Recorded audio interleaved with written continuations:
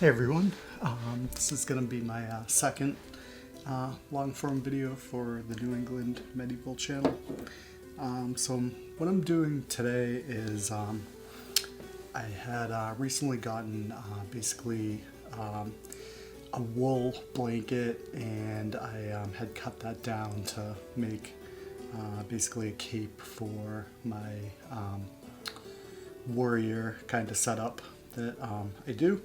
So basically, warrior would use that as basically carrying on the back so that it could be kind of like a blanket on the road.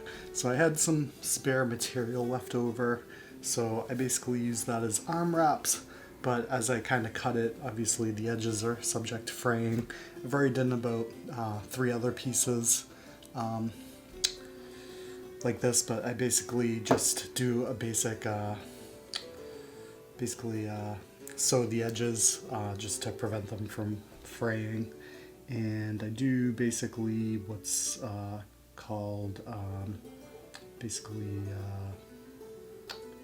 I guess, a blanket stitch. So basically I've got some nice linen thread. It's waxed, so it's somewhat waterproof, I guess. And I just got some scissors to cut it, and I've got a nice heavy-duty needle. So basically, you can't really do it all in one fell swoop, so what I've basically been doing is I got like, a piece this long, and I just cut it. And one thing I do want to get is like a thread burner, just to make cutting a little more efficient. But the scissors do fine. I just gotta kind of twist the end when I cut it. I go through here. And basically I learned a pretty cool trick where I basically just take the thread out, and I basically, just like hooking a worm for fishing, I skewer one end and then I skewer another, and then basically I just go like that, and there's no tying required or anything. So then for the end, you need a knot at the end. This is a cool little trick. Just go like that, wrap it around a little, and just like magic, you pull it through, and there's your knot. And then basically I just take the needle, throw it through here, go right through the other spot, and I loop it, so now I'm anchored. I got kind of like a nice little anchor point. So then what I'm going to do is I'm just going to do some tight stitching.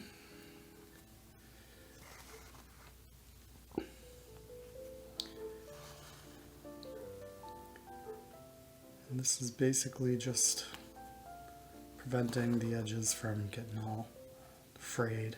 And then I use these wraps. I can use them around my arms. I can use them around my legs. I actually have 4 total, so it's going to be useful. So when it's cold, it'll help with the insulation. So once I'm done doing this, I'm just going to show what it looks like. So do you see that? Can you see that from there? So basically, I'm just going to be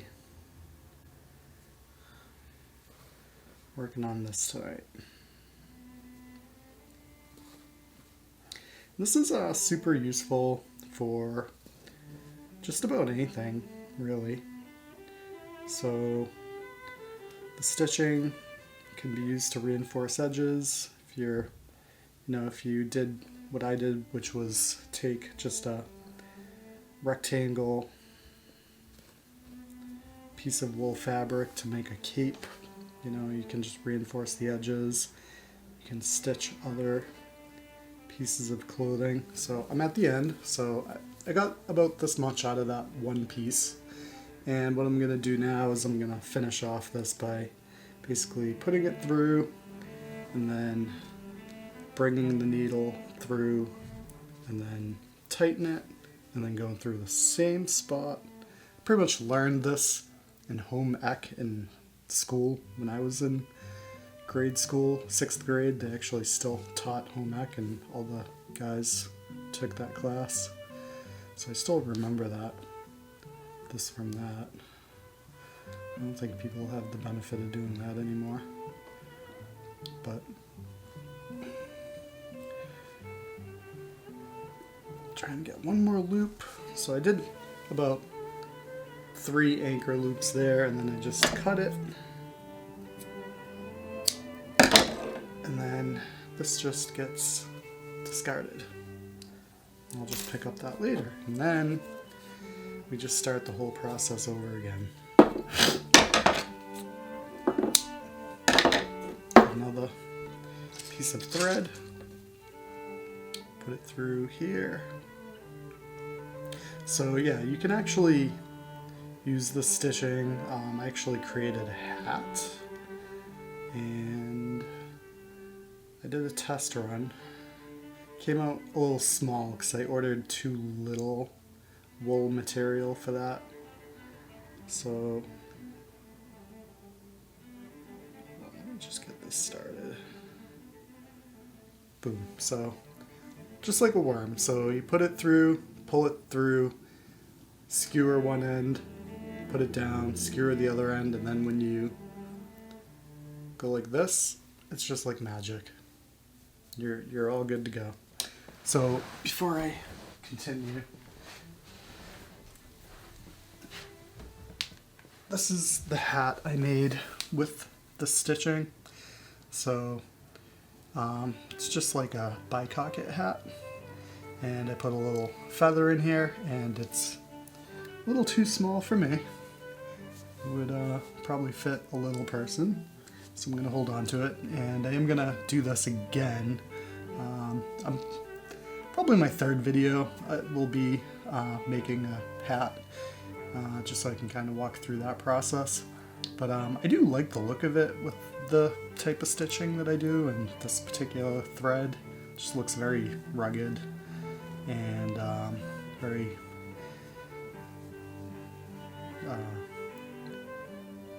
roughly put together, which I kind of like that look. So I'm gonna do this again, and this will probably be episode 3 when I make a bigger hat that actually hopefully fits me. Alright, so we gotta do a knot. So we're gonna do like a cross, and then I wrap it around the needle, and the more you wrap it, the bigger the knot is. Oh, I screwed that up. Let's do that again. So boom, boom. Actually, I might be going the wrong way. That's why I might have messed up. Yep, I think I'm going the wrong way. Let's try the other way. Okay. Knot. And knot. And that's the right way. Okay. So then we do another anchor. And then we again go right through the same spot and kind of tie it so we're all anchored. And then we're going to be doing our blanket stitching.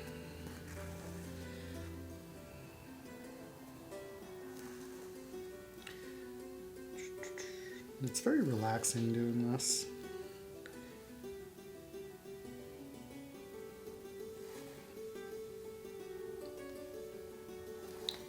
Honestly, I just do this like a little at a time. I get like maybe a free 10-20 minutes. And I just work on it a little at a time so I don't get too burnt out. It's really just a repetitive motion. You get kind of muscle memory doing it. And I'm sure if you really wanted, you could make these stitches look really nice, but I actually really like the rugged look, just for my particular costume.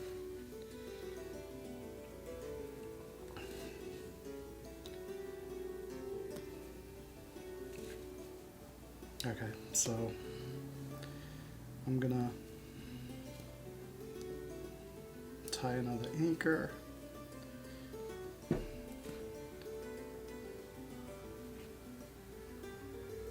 So 3 of them.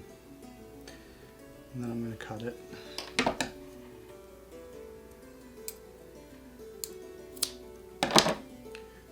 And discard. So again, this is where we're at now. We've got all this to go. And just to show you what a finished one looks like, this is what a finished one looks like. I did the whole thing. Did the whole thing. So then what I do with these is, this can be kind of like bracers. So this being wool, again, it kind of clings to itself, and you can just kind of wrap your arms pretty well. And then you basically just anchor it.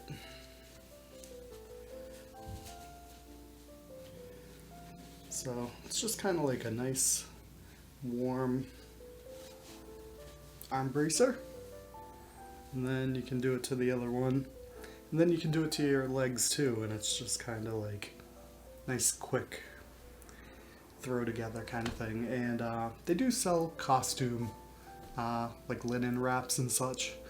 Linen is not going to be as warm as wool, and yeah, I mean wool, I mean you just buy some fabric and bada boom, bada bing. So it's kind of cool. And then you can kind of, you know, grab another one, you do your other arm.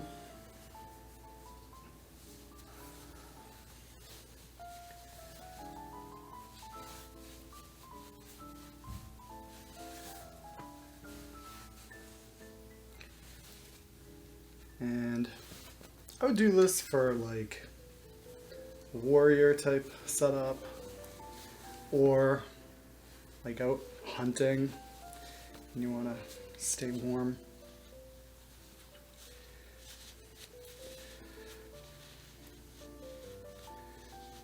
I think like Vikings would do this and such, and they probably did it like all over Europe, just wraps. So we're gonna get to work here.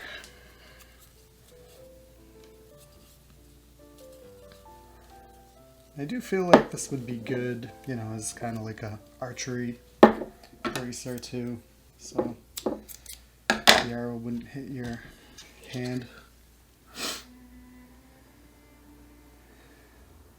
Alright, so I'll take that.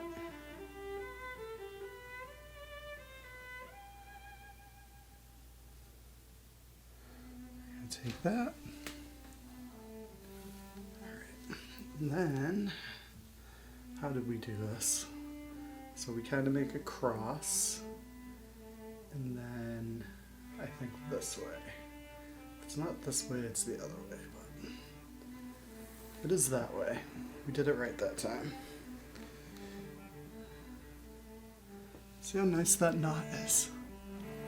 So much easier. When I first started doing this, I was trying to tie it and then tie the end. It just was not working good, so I had to relearn how to do this.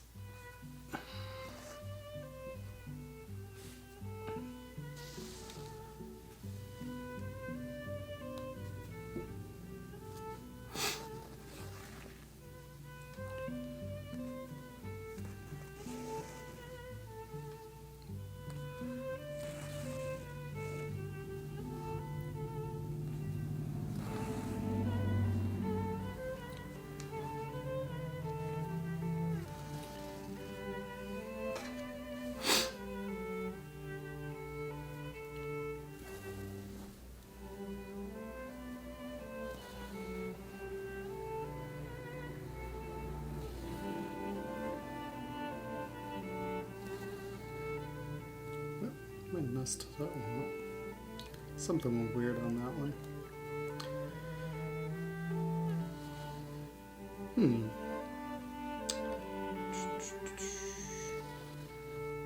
There we go.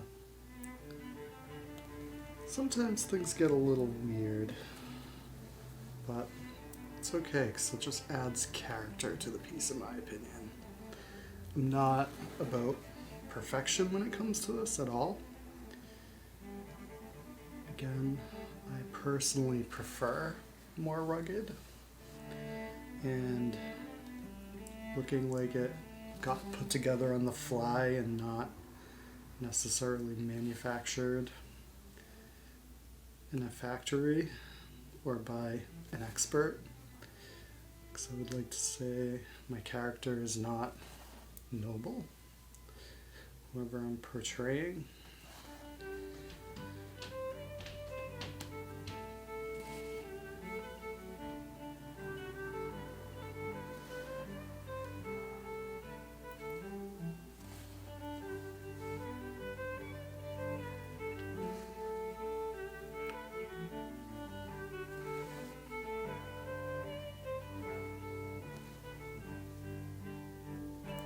This definitely is very relaxing.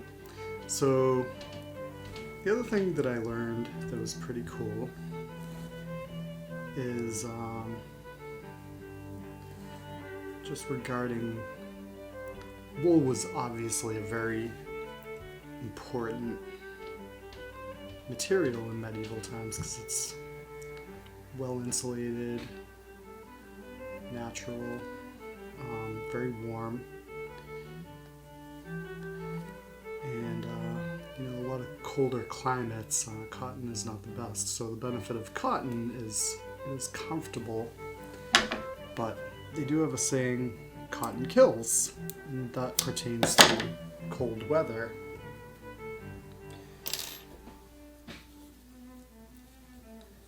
So in cold weather, you definitely want wool because it's just much better insulation.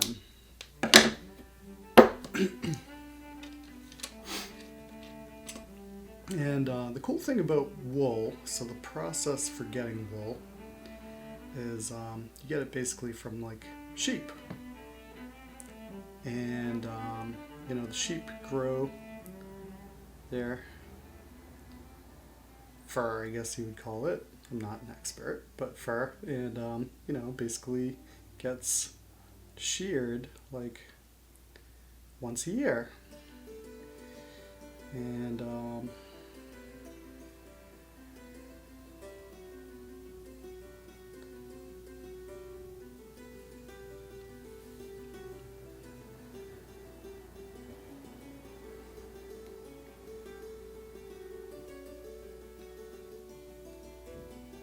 gets sheared once a year, and then that's basically creates like a fleece. And then the fleece is what you actually turn into material. And, that can be turned into like wool felt. So that's where like felted hats come into play. I have a friend who said he hates felt because it reminds him of elementary school projects, which might be true. But it is important to understand, I think a lot of felt that you see in elementary school projects were very likely not 100% wool, or they might have been synthetic. They might have been polyester. Polyester is basically a fabric basically derived from like oil and plastics. It's fake. It's like scientific. Polyester, in the modern world, we see that a lot. We see it a lot even in like commercial medieval costumes. We see it. It's a good thing to know, how to do. It's basically cheap production. And I was actually reading something pretty recently that was kind of disturbing. I guess that was like, maybe it's overblown, but in the 1970s when polyester was becoming more popular, I guess a big thing was people were really having a problem with catching on fire. And you got to think, maybe the reason that's happening with polyester clothing is because it's oil. We're basically wearing gas. We're basically wearing fuel. So it was a big problem where people were catching on fire, and then, probably had to do the tuck, duck, and roll thing. That was like a big problem back then. And basically led to the clothing producers to have to make sure to do like flame retardant sprays and chemicals and materials, and that probably is not great either. So the world has like really moved away from what is natural. In medieval times, we had basically cotton and linen, canvas, which was really just cotton, but much denser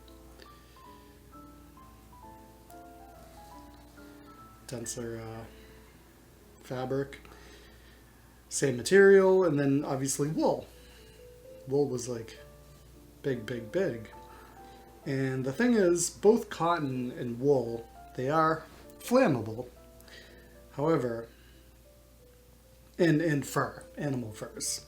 So animal fur is even going to keep you even warmer than wool. So, you would do like a wool base and then fur on top of that to block wind and really add some extra protection. And everyone's like, oh no, don't do fur. But, what's the alternative to fur? It's basically polyester derived fur, faux fur. It's fake. What's the downside to that? It doesn't have the same properties as real fur. It's not going to keep you really as warm. And, real fur is inherently, it's antimicrobial, where polyester actually attracts and harvests bacteria. And that bacteria is probably responsible for a lot of like body odor. People don't realize this. It's because they're wearing polyester fabric, and polyester, it really harbors bacteria, where actual cotton will resist bacteria, and wool is basically, I want to say, probably antimicrobial. And real fur is also antimicrobial. So polyester will harbor that stuff, and the real stuff, which is wool and cotton and real fur, is the good stuff. So again, polyester will inherently be flammable, and if it does catch fire, it's really bad, because essentially what the problem is that they were having in the 70s, it's not only is it flammable, but it essentially like melts, and it like melts into your skin, and it really wasn't a good outcome for some of these people. So on the flip side, things like wool and cotton and real fur, they're also flammable, but they don't like have that melting effect. They don't melt into your skin and burn you as bad. It kind of smolders, and if it catches fire, it's basically not gonna be that big of a deal as much. Oh, see, I messed up again. Alright, so got the cross. I'm gonna do a few loops.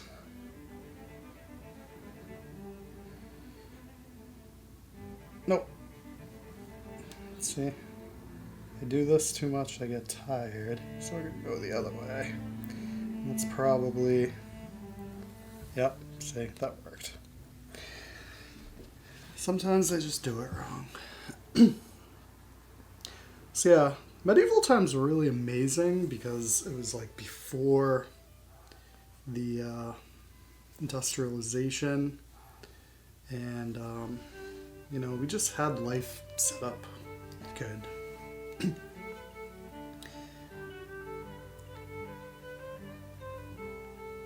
So yeah, wool, you basically have the fleece, and it's just one thing I learned recently is didn't realize, obviously, yarn.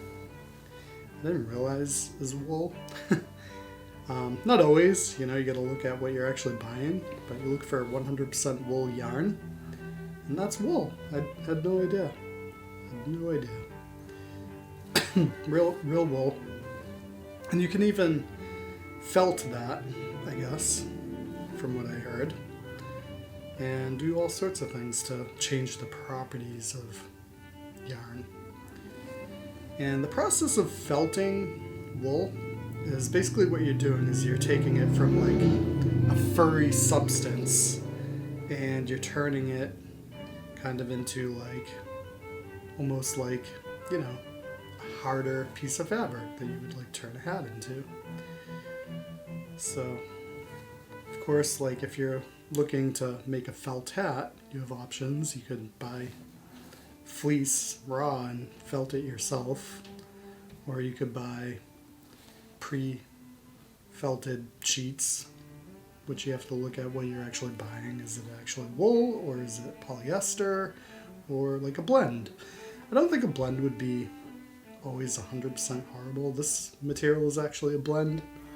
The benefit is, sometimes when you have a blend, it gives you like some water resistance, properties, maybe above and beyond what wool would be just on its own. So it's not always going to be horrible, but you just want to know exactly what you're getting into.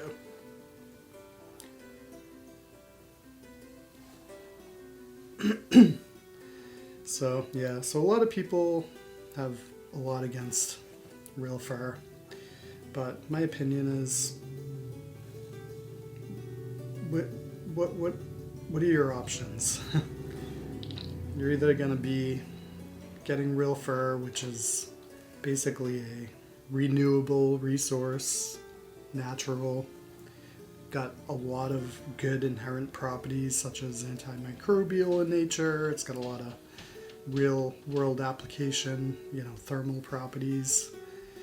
Or you're going to wear polyester, fake oil-based, non-renewable, probably polluting options that are probably way worse for the planet.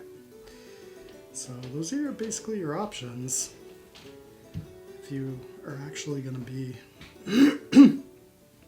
needing fur for its actual intended purpose, which is keeping you warm in the cold. I personally live in a very cold climate. In December, I'm lucky if it's in the 30s here.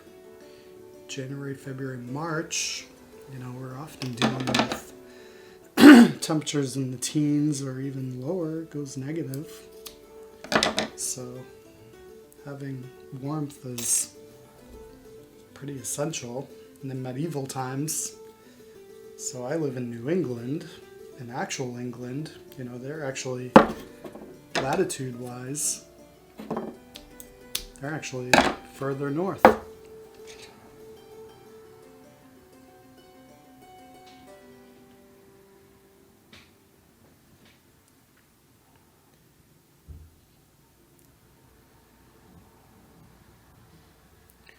So I think I'm going to do one more round of this and then call it a day, but yeah, I just wanted to do this just so you can see how I do some of the stitching, and just kind of join me on this in case you want to do your own. You at least have some sort of support and idea of the process. So a lot of it is just repetition, so you just need your thread, your needle. You gotta know how to attach it to the needle, and you gotta know how to make a loop, which isn't too bad. set an anchor.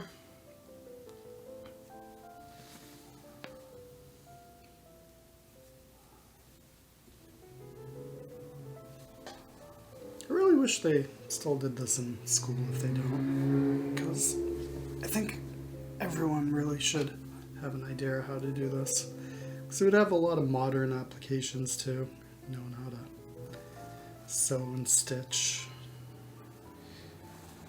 And again, I'm not all about these beautiful, perfect stitches. Some people are. I am not. And it was definitely useful in making my own hat, which really wasn't that difficult of a process. So again, I will probably have you guys join me when I make my next one in the next 2 weeks.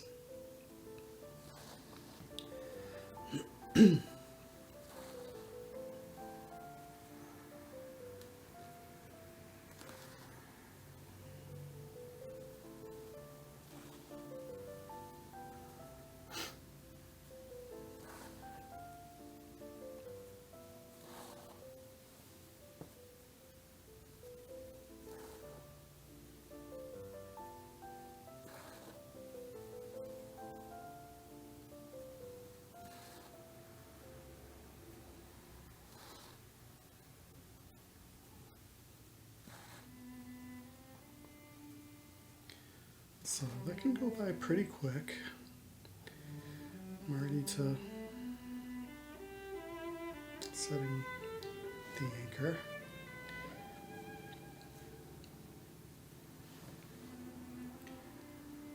I always like to loop it 3 times.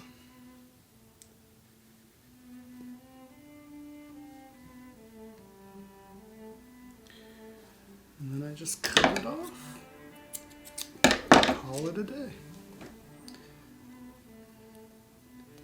So in that amount of time, I have a little longer to go on this one, but we've gotten through all of this. Not too bad. And obviously you could get different color threads if you want. You can get thick thread, thin thread. You can keep your stitches small, you can make them wider, you know, whatever look you're going for. Again, you know, I just have a certain way about things, you know, that I'm going for. So this is great for me. So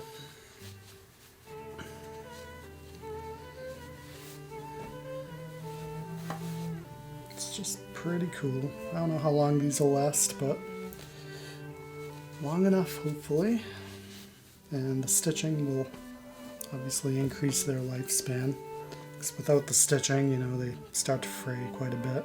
But with the stitching, you know, it just holds up a lot better.